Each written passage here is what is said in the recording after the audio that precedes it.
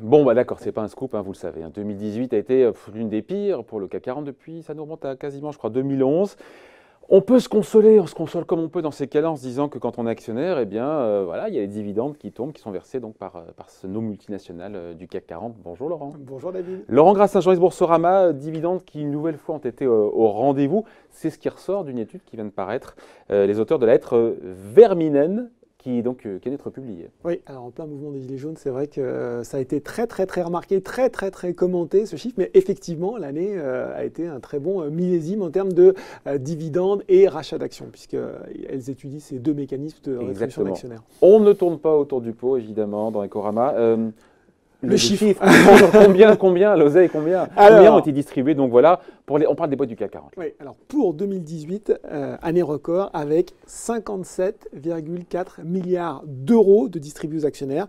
Donc c'est un montant, comme je dis, qui inclut à la fois les dividendes d'actions, les rachats d'actions à hauteur de 10,9 milliards d'euros. C'est une hausse de 12,8% par rapport à ce qu'on avait eu en 2017, par rapport là aussi aux dividendes et aux rachats d'actions.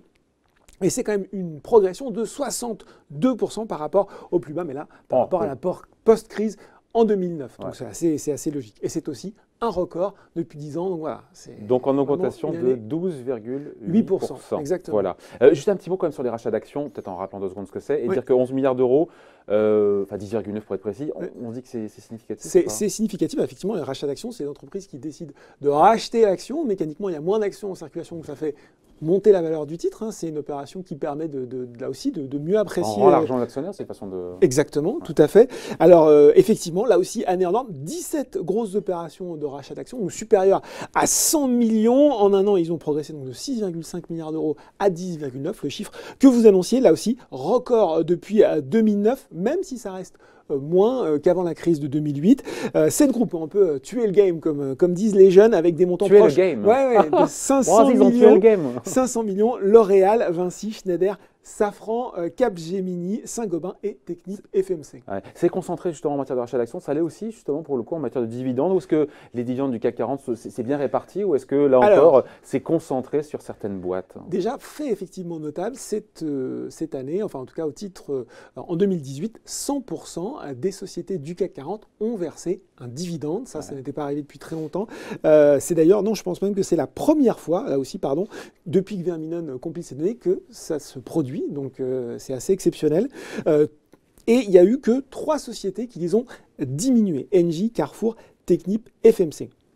Alors on rappelle que c'est assez normal puisque les dividendes versés en 2018 sont au titre des résultats, des profits réalisés en 2017. Et on se souvient, on en avait parlé ici, que les profits en 2017, ils avaient été aussi record, 93,4 milliards d'euros sur le CAC 40, en hausse de 24% par rapport à 2016. Et c'était qui, David? C'est champion 2017 des profits. On l'avait reçu à l'époque, c'était le patron de Total, évidemment. Alors, Total était en 3e position avec 7,2 milliards, derrière BNP Paribas, 7,8 milliards, et Sanofi, 8,4 milliards. Et bien, sans surprise, ces 3 entreprises, on les retrouve dans les champions de la distribution dans un ordre un petit peu différent puisque c'est Total cette fois-ci qui est leader avec 10,1 milliards d'euros de distribués aux actionnaires, devant Sanofi à 4,8 milliards et BNP Paribas à 3,8 milliards. Alors, pour répondre à votre question, ces 3 entreprises seules, c'est, attention, tenez-vous bien, 33% du volume global. Il y a 3 boîtes du CAC 40 qui distribuent un tiers de profit. Alors, je vous ajoute à ces 3 sociétés AXA, LVMH,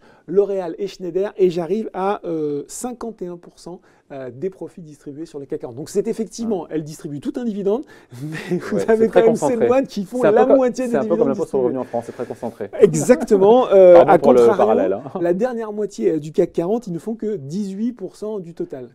Donc en gros, 20 boîtes du CAC 40 font 18% et 7 boîtes font 51%. Donc c'est quand même relativement concentré. On parle de paiement du dividende en cash, mais aussi en actions. Oui, alors ça effectivement, c'est 6 entreprises qui versent en actions. Là aussi, Total qui s'illustre à hauteur de 2,4 milliards d'années. C'est bon pour la trésorerie, ça. Alors voilà, effectivement, ça permet effectivement de décaisser un petit peu moins et de permettre aux actionnaires qui souhaitent là aussi d'accompagner la stratégie d'investissement de l'entreprise. Bon, là on a les chiffres, c'est du basique, il n'y a pas de point de vue, mais on les prend comme ça. On est quand même, il faut aborder la question, Laurent, et vous me voyez venir, on est en période des gilets jaunes, il y a le grand débat qui arrive. Est-ce que c'est pas trop, encore une fois, il n'y a pas trop de dividendes qui sont versés, trop de profits, trop de dividendes de ces boîtes du CAC 40? On se souvient d'ailleurs, on en avait parlé ici de cette étude Oxfam qui montrait qu'il y avait une espèce de distorsion ou déséquilibre entre les dividendes, l'investissement, la rémunération des salariés. À l'époque, on s'en souvient, la méthodologie a été un petit peu contestée. Tout le monde est revenu dessus un petit peu. Il n'y a pas une part de vrai dans tout ça, il n'y a pas trop de dividendes. Alors effectivement, c'est effectivement le sujet qui a été largement partagé sur les réseaux sociaux dès hier et largement commenté, avec d'ailleurs au passage là une fois des erreurs d'interprétation terribles, puisque beaucoup de gens commentaient en disant regardez, les entreprises distribuent des dividendes alors qu'elles ont subi des pertes en 2018 puisque le CAC 40 a baissé, ce qui montre que la mécanique de distribution du dividende quand on distribue des dividendes, c'est qu'il n'y a pas de perte en théorie. Voilà, ce sont sur des profits, non pas sur une évolution du cours de bourse. Bon, je pense que les gens qui sont sur Boursorama connaissent ce basique. Les auteurs de l'étude, Pascal Thierry et Yann Le Fur, ils expliquent que si l'augmentation des dividendes a été de 4,7% donc, au titre de 2017 pour les sommes versées en 2018, ça a été plutôt modéré par rapport à celle du résultat net courant des sociétés du CAC 40 qui, lui, a grimpé de 18%. Les profits ont augmenté de 18% et les dividendes de 4%. Donc, a priori, ce n'est pas non plus complètement délirant. Il nous explique aussi, et ça, il l'avait fait pour... il nous explique aussi que le taux de distribution, si on comprend juste les dividendes et non pas les programmes de rachat d'actions, il est à 46% et il recule depuis 3 ans. On parle du taux de distribution par rapport... Donc, le taux de distribution, il y a les bénéfices, il y a le gâteau. Voilà, et donc le taux de distribution, quelle part de nos bénéfices? La moitié du gâteau, un peu moins de la moitié. C'est 46%. Et ça a baissé. Et ça a baissé par rapport à 2017 où c'était 48% et à 2016 où c'était 50%. Alors bien sûr, petit bémol, si on rajoute les programmes de rachat d'actions, on monte à 59%. C'est plus tout à fait le même chiffre. Et puis, il y avait cette notion aussi de dire que le dividende se fait systématiquement au détriment de l'investissement. Là, je vais nous ramener à l'enquête, à la version 2017 de cette enquête, où les deux auteurs avaient montré qu'en 2016, les entreprises avaient investi pour 6,8 milliards d'euros en 2016. C'était 50% de plus que ce qu'elles avaient distribué. Oui, mais 6 milliards, comparé à 40 et quelques de dividendes, on se dit que... Il n'empêche qu'en termes d'investissement, voilà, ça ne se fait pas forcément au détriment de l'investissement. Il faut rappeler aussi qu'une entreprise, elle n'investit pas pour se faire plaisir. Il faut que l'investissement soit rentable et que si aujourd'hui, on est dans des sociétés françaises qui sont plutôt sur des business models matures, on n'est pas sur de la tech, on est... aussi structurellement sur des sociétés qui versent des dividendes, que ce soit les valeurs financières, que ce soit les valeurs du luxe. C'est donc pas étonnant que notamment sur la loupe du CAC 40, on ait un tropisme un peu plus prononcé sur les dividendes. On peut rappeler aussi très prosaïquement que ces dividendes ils sont aussi imposés avec la flat tax à hauteur de 30%. Et puis, je vais peut-être conclure de façon un peu iconoclaste, mais aujourd'hui, David, on a 360 milliards d'euros sur les livrets A et les livrets de développement durable. Quel est le rapport avec la choucroute? J'y arrive, David. Aujourd'hui, ce montant, on le sait, ça rapporte 0,75% pour une inflation qui va être de 1,8, de 1,9 exactement. On va donc perdre, grosso modo, 3,6 milliards d'euros qui vont partir en fumée.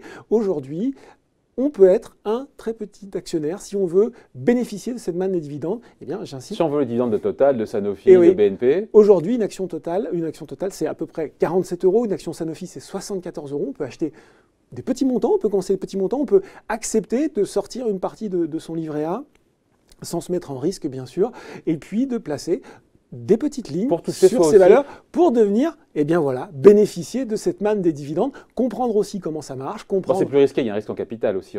Il y a, bien sûr, mais parce que, rappelons-le, et vous faites bien de le rappeler, le dividende, aujourd'hui, on parle des gros dividendes distribués au titre de 2017. Il faut voir que l'année 2018 a été très mauvaise en bourse, on l'a dit, c'était votre introduction. Donc, bien sûr, c'est aussi une façon de récompenser cette prise de risque.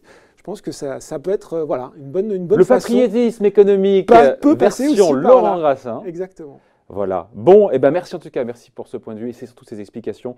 Signé Laurent Grassin, journaliste Boursorama. Merci Laurent. Merci David.